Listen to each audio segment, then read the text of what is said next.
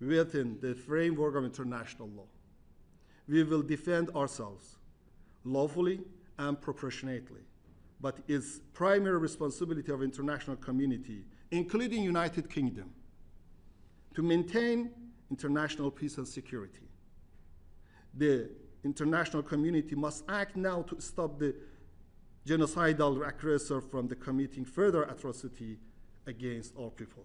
I thank you, Madam Terpre, for your attention, and other distinguished ladies and gentlemen. Thank you. Can I begin by, I think, the question that many members of the British public may be asking, and they've heard it from those who have been thinking about this, and particularly those who are friends with Israel and who believe in Israel's right to exist and to be able to live in peace. And what they say is this: what is Israel to do when they have a belligerent neighbor who says things like Ahmadinejad said in 2005 that Israel should be wiped from the map, or that the Supreme Leader said that Israel was a dangerous and fatal cancer, or the Supreme Leader said, with Allah's help, there will be no such thing as a Zionist regime in 25 years. So there's this rhetoric.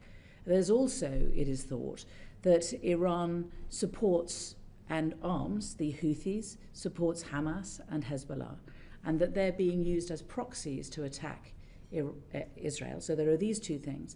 And then they see evidence of Iran not just having nuclear material, which is at 3.6%, which is the amount that is necessary for civilian use, but continues to enrich it, and certainly is at 60%. It may even be at 80 to 90% purity, and 90% purity is what's needed for a bomb.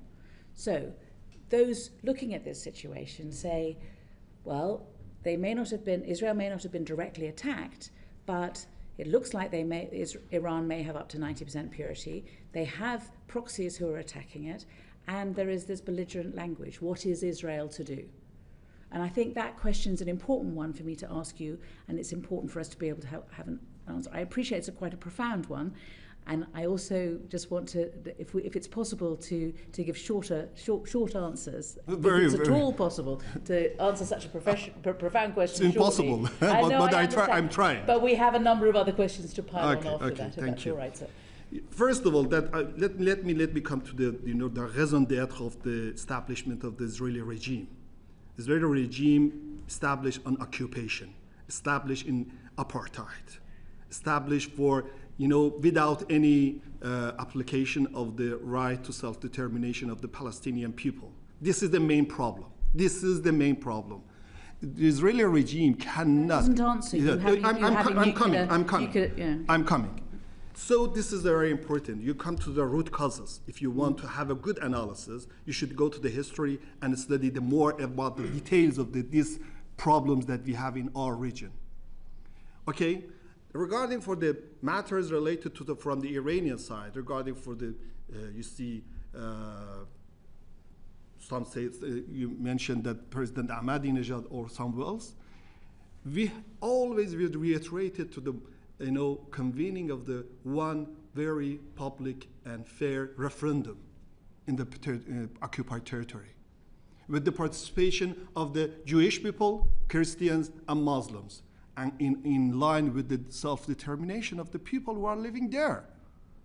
There is no intention from the Iranian side to go to the military phase.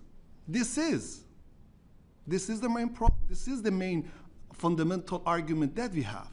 Regarding for you mentioned so-called practices, no, they have their own nations. In Yemeni people or in Palestinian people who, the Hamas people, all of them, the liberation organization, they are trying to, to achieve the self-determination, to punish the occupiers.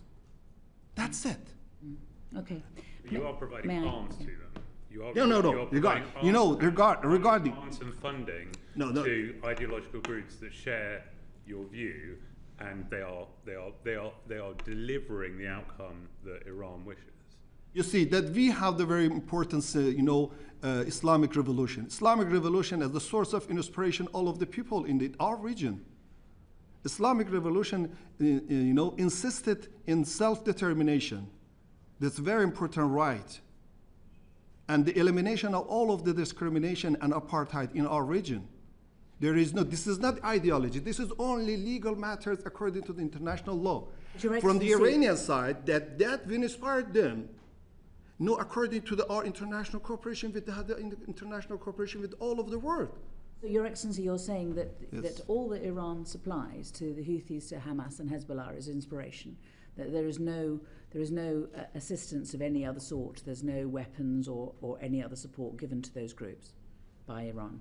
You see, that Iran, as a sovereign state, has their own international cooperation with all of the world.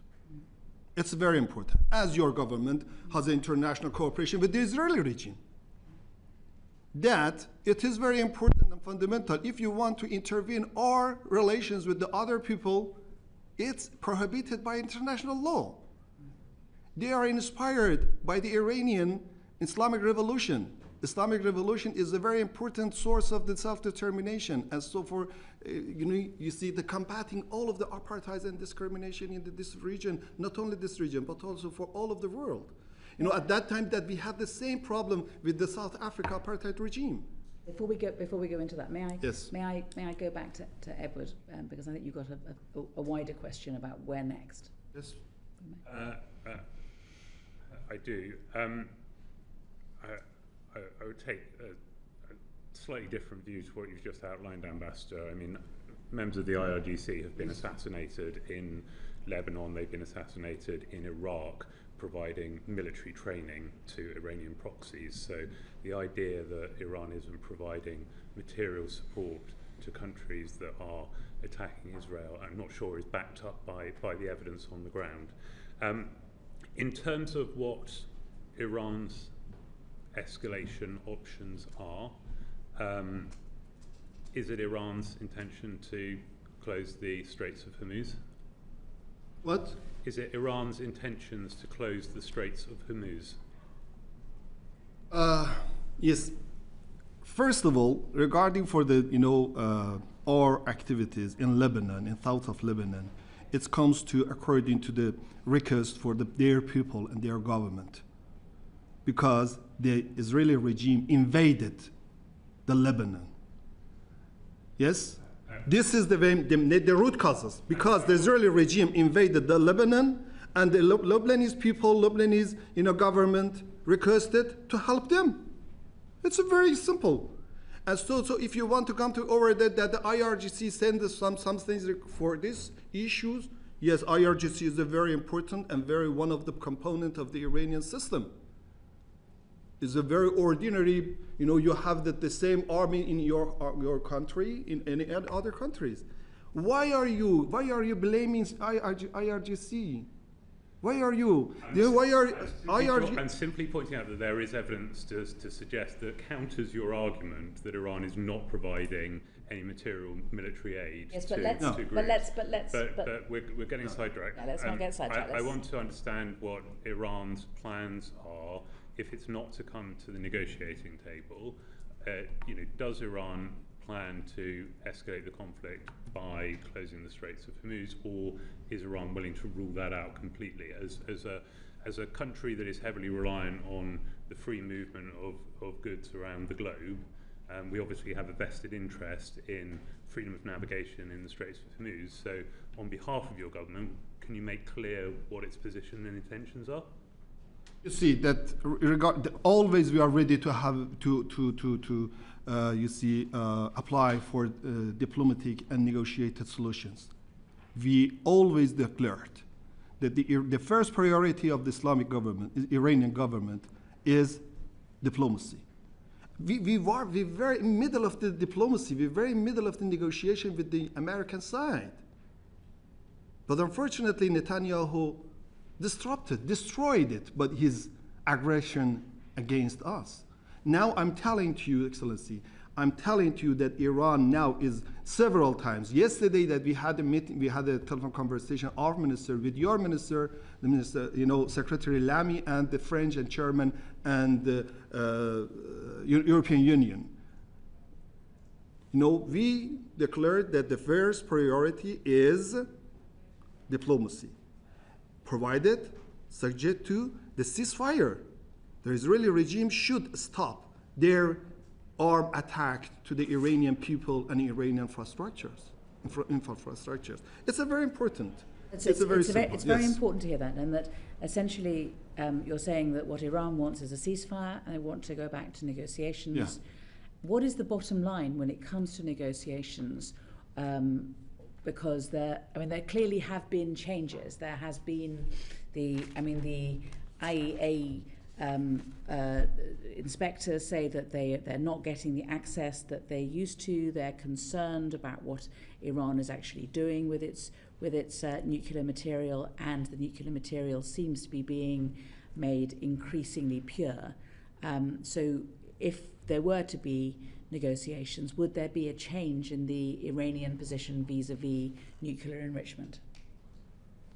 Yes. Regarding that, as a responsible member state of the IEA, we had a very extensive and comprehensive cooperation with the IEA, before the JCPOA and after the JCPOA. You see, JCPOA has their legal requirement upon us, and the other hand, IEA, the safeguard agreement.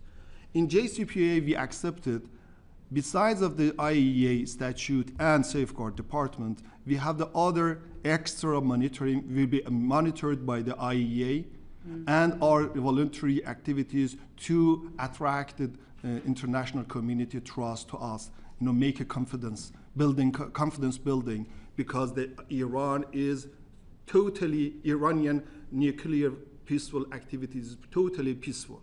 And according to this, IEA produced 15 reports that there is no any deviation, there is no any diversion from the Iranian nuclear activities from the peacefully to military phase. The problem was, but after the JCPOA, it's very important. Yeah. After the JCPOA squandered by United States, the Trump administration, in the first presidency phase, we refer to the European countries that please do your obligations, and there is no doubt we will fulfill your expectation. But unfortunately, E3 did not have any good functions in this regard, because all of them saying and observing what United States telling them. Yes, this is the problem. I think that you would find many people who would agree that it was very unfortunate that the original agreement was not stuck to, and that the Americans walked away from it. But we are where we are now, and the IEA, the last report from the IEA, didn't say. Surely you understand. The rest of the world found it quite worrying. If I may, but may I was going to go on to Blair, but may I move to Abdeslam first, because what she says I think next is going to be of relevance, because you were... Thank you, Chair.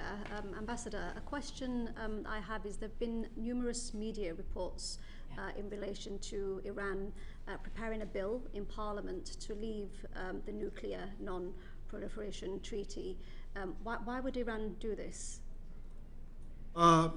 You see that in our system, that the Parliament is an independent organ in our system, and so they can submit draft law for everything. One of them is denunciation from the NPT, but it is not yet adopted by the Parliament. This is not our intention. The government, according to our defense doctrine, according to our religious teachings, and according to our international obligations, including the NPT, there is no choice going to exit to NPT. But this is one of the proposals raised by the Iranian parliamentarian peoples. Does this give the indication, by leaving the NPT, that you intend to militarize your nuclear facilities? No. There is no, I told you that different mass destruction weapons, there is no any status in our doctrine, defense doctrine. We are the member of the CWC, we are the member of NPT, we are the member of BWC. So why not remain a member of the NPT? Why leave? It depends. It depends the situation. According to Article 10 of the NPT, it's very important. Every state party, if they feel that the vital interest has been going threatened by somebody, at that time we are going to review. There is no doubt about it. Because you see, please give me the photos of the innocent people. There are innocent people, all of them are being killing. We are responsible for these people. All of them. This one, Ehsan Eshraqi and Baran Eshraqi, father and girl. His daughter. We have a... Mahya Nikzad. Sorry, Ambassador, we actually have It's a very important, this is the innocent people and civilian. I am representative of these people in this country. No, it's all right. So sorry, we have rules about props and not showing photographs and so on. I'm so sorry, and as I said at the outset, we're completely sympathetic to and think that the deaths of civilians on both sides is simply appalling, and want it to stop. And that's really what this hearing is about. Thank you. Can I move on to Blair? Ambassador, you spoke with apparent passion at the beginning of your statement about how dangerous the world would be if we embolden aggression and don't act within international law. The Chair asked you for short questions, so I'll give you the opportunity to give a short answer. How many Iranian Shahed drones have been fired by Putin at Ukraine over the last 3 years? You mean that how many drones? How many Shahed drones, Iranian Shahed drones, have been fired by Putin at Ukraine over the last 3 years? You see, I'm just looking for a number. I will reply to you. Yes, there is no doubt. You know, the Russian and Iranian defense cooperations originate more than 20 years ago. You know the number? No, I don't know. I'll tell you the number. The number is 8,000. Okay, I put it to you that if we do live in a world now where violence and might are taking precedent over law and right, I would suggest that the Iranian regime has a deep responsibility for that. Let me ask you another question, and again, this is a question with a simple number as an answer. The Director General of MI5 identified a number of plots backed by Iran in this country, including lethal threats against Iranian dissidents and against Jewish communities here. How many plots had he identified in the last 3 years? He claimed 22, but yep. Let me answer to you. First of all, this is very important. Please correct your wording that the Iranian government is a lawful and very important and significant and respectful government. What's the and legal, there is no what's need the legal to using the regime for them. Excuse me. What's the legal basis for Putin's war then, if you are such a supporter of international law? Let me. I'm telling to you correct your wording regarding for my government. My government is a legal government, and there is no doubt about it. But you should use the regime. It's a very lawful and legally responsible state in the world. What's the legal basis for Putin's war in Ukraine? Let me. I will answer you. Please, you're a fan please of let me international finish. law. You see, regarding for our defense cooperation that Iran and the Russian Federation, it's a very important, and we declare to the Russian side not to use our cooperation with the third party against the third party. You can ask them. 8,000 Shahed drones fired at Ukraine. We're not allowed to do props, but seeing as you did, there is one of your drones hitting an apartment block in Kyiv. You can ask this question from the Russian Federation, sir. They're your weapons. You can ask this question. I'm asking this question from your side that using, or the American side that using the same military equipment against the Iranian people. You do not have any defense cooperation, military cooperation between Israel and Britain? I'm suggesting. No. Please I'm suggesting. Yes or no. Yes or no. Excellency. You're yes here or to no. answer questions, Ambassador. Oh, no, this is I'm very suggesting important. your moral If you- authority is shredded by your support for If you ask me to answer you, Excellency, if you ask me to answer your question, there is your duty to answer my question, because this is the dialogue room. I came here to declare our concerns to the one responsible state, the United Kingdom. I respect the United Kingdom for his achievement to the human, community in the world. I think. And the United Kingdom is a member state of the United Security Council of the United Nations. Why?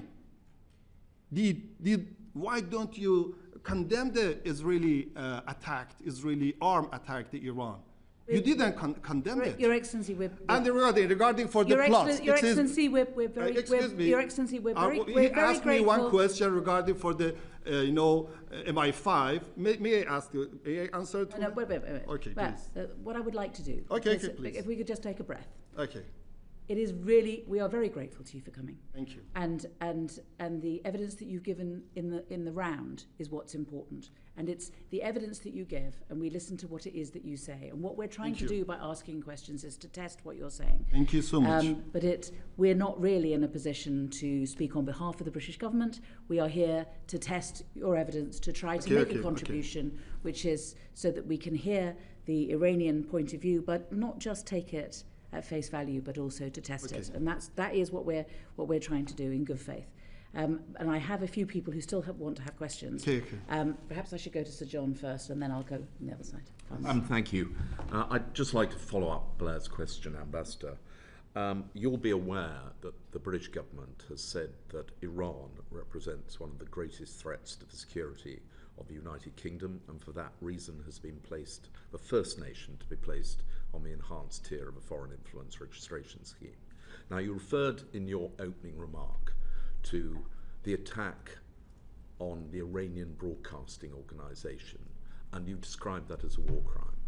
I've been to visit Iran International, which is based in London, whose journalists have been subjected to threats from Iran on a daily basis, where a journalist was stabbed in a London street, and where Iranian citizens are currently being accused of conducting that. I've also talked to BBC Persian journalists whose families are being daily harassed by the Iranian regime in Tehran.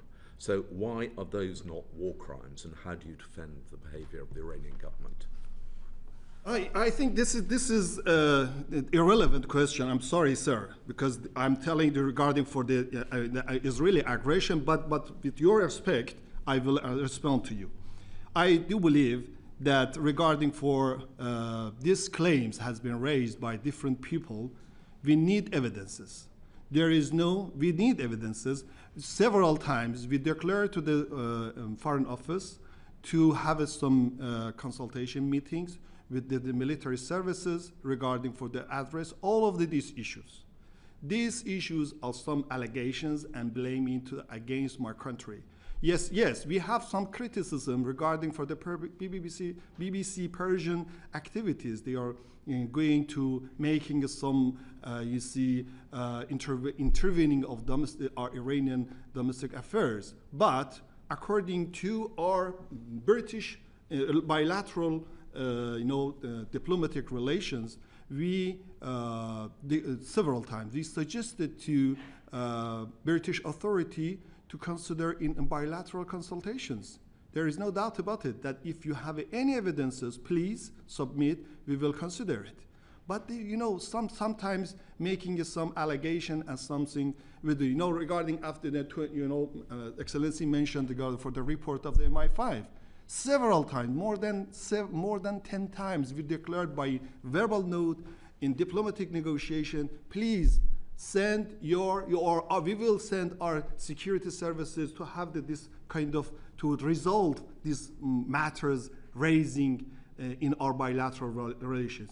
We have very, constructive business-like diplomatic relations. Your ambassador, Mr. Hugo Schurter, is working in Tehran in your embassy, and I came to London after the vacancy of the 3 years. We do not have any ambassador, and I am very keen to provide and prepare different cooperation between Iran and United Kingdom.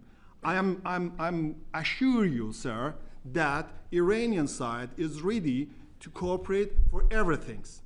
Cultural, economic, security, everything. According to your evidences that you have, or evidences, we can share it. Ambassador, the statement by the Director General of the Security Service that there have been over 20 assassination and abduction plots, that has no, the Iranian government has no responsibility for those. And you referred earlier to your support for freedom of the press in terms of the Iranian Broadcasting Corporation. So whilst you may have criticisms of the BBC Persian service, there has been no harassment or intimidation of their relatives, and you have not, the government of Iran is not responsible for any threats against Iranian journalists based in London working for Iran International. Is that the case? I told you, Excellency, I told you that these matters should be considered. Should be considered between the expertise groups. This is some claims. Please, no, there is no doubt that the Iranian side is ready to cooperate with the British side to consider and remove this kind of misunderstandings. Alex. Ambassador, you talked at the start in your statement about Israel attacking civilian nuclear facilities across Iran. I understand from wide reporting that Iran has been enriching uranium up to 60% in a large quantity, and now up to 80 or 90%, in both cases, in fact, there is no civilian purpose for this uranium. It can only be moving towards the development of a nuclear weapon. What justification is Iran giving for enriching this uranium, for moving beyond any civilian needs? You see that, first of all, that all of this enrichment has been declared to this AEI. Now, during our war with the Israeli regime, there are some IAEA inspectors in Natanz, in all others, nuclear facilities in Iran. They are monitoring all of our nuclear activities, including the enrichment. And so, according to the expertise, according to the different people who are professional, they're professional in the nuclear matters, that this kind of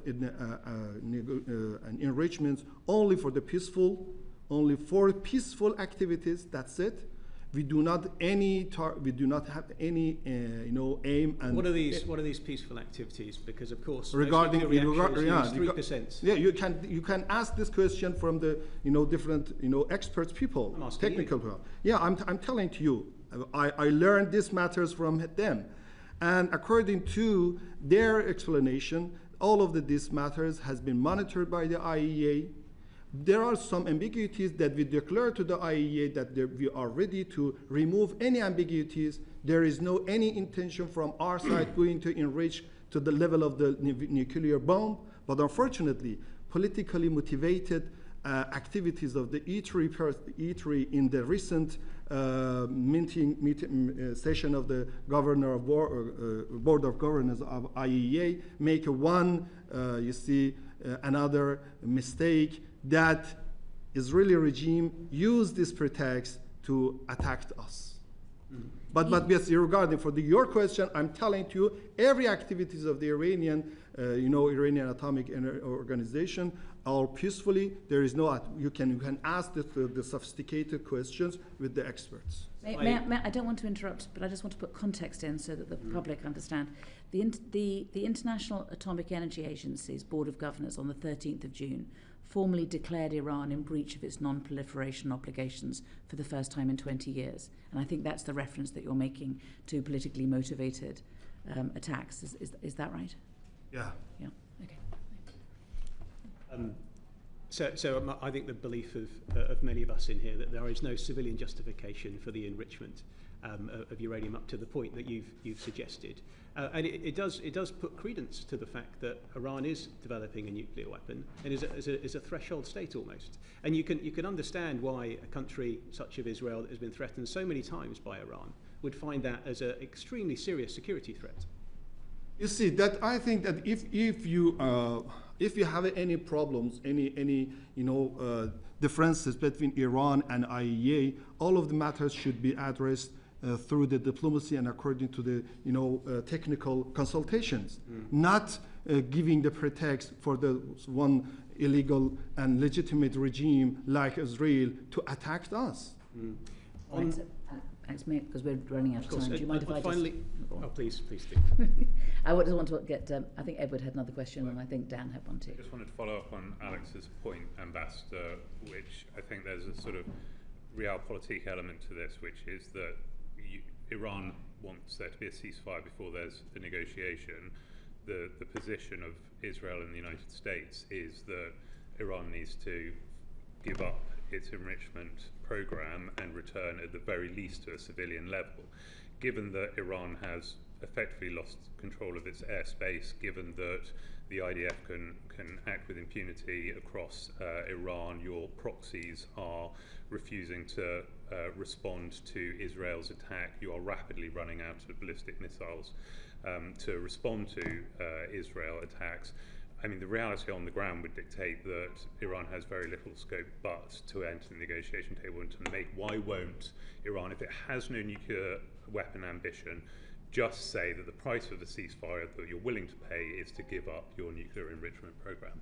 You see, the main problem that regarding in this phase, removing the main intention from our side, removing any concern, any worries from the different countries in international community, especially the European countries, that for Iranian, the essence of the Iranian nuclear activities. We assure you that there is no any limitation from our side to remove any concerns. We declared this is our priority. We declared this is our priority to remove any misunderstanding. We do not want to achieve nuclear weapon.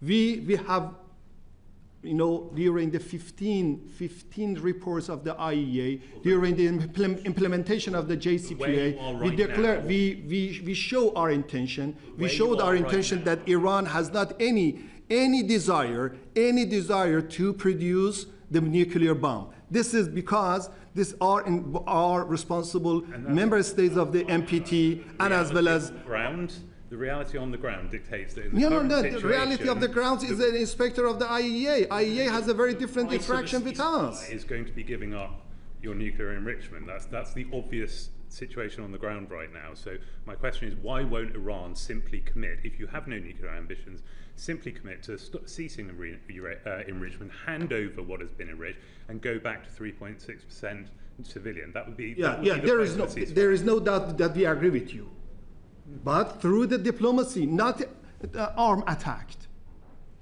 The other thing which I think many people may wonder about is, and I think it is this point about Iran may be very close to being able to build a nuclear bomb. Why? Because the IAEA has said that you've breached it, and because of the amount because the nuclear material is becoming so pure and is much more pure than is needed. But I think the counter argument, which people do need to hear, and I think is something that that needs to be expressed here today, is that if Iran has been a few months close to being able to build something, and still hasn't over a period of many years. So Edward's question is, if it's true that you don't intend to go any further, first of all, why do you have material of such purity? And secondly, if you don't intend to use it, the price may be for peace to go back to the 3.6% that you'd need just to be able to use it for civilian purposes. And that, we hope, would mean that civilians would stop being killed on both sides. All of our nuclear activities are purely peaceful, and all of them are monitored by IAEA. There was some ambiguities raised by the non-implementation of the JCPOA by the European and American side. It makes a problem for us that we did all of the obligations through the Safeguard Agreement and as well as the statute of the IAEA. And please, No, no.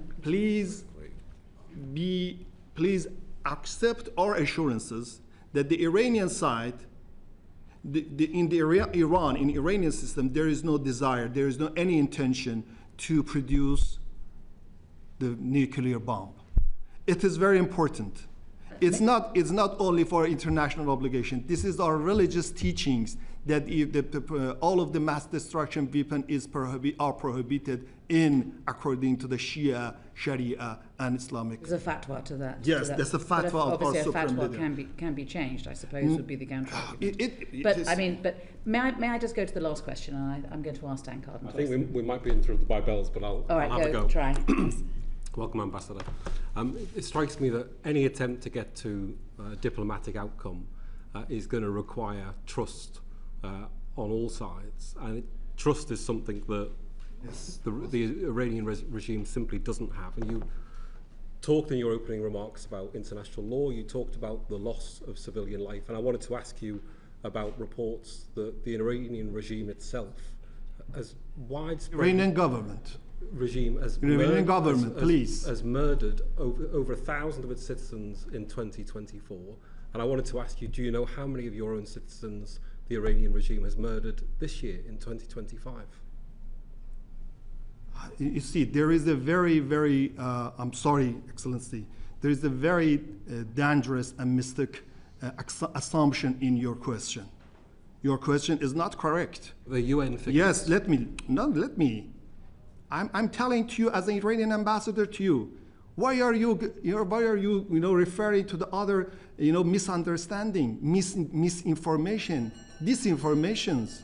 This is all of them totally wrong. I'm telling to you this. I'm telling to you, nobody perfect, but we do have some problems. But this kind of question has their own false assumption and based on misunderstanding and misperceptions. I'm sorry. No, I'm sorry. And my apologies. We have to go and vote. But I do want to thank you for coming in this afternoon. I hope that people watching have had a proper insight into your perspective. And I hope that those watching have also seen us challenge some of the things that you've said, but hopefully it will amount to greater understanding between us, and we do hope that there will be peace in the near future and there will be de-escalation of this conflict. I'm very thankful for you, Madam Thornberry, for your invitation and give me this chance to, review my, to declare my point of views to you. I'm all of this distinguished peoples here. Thank you so much. Thank you very much.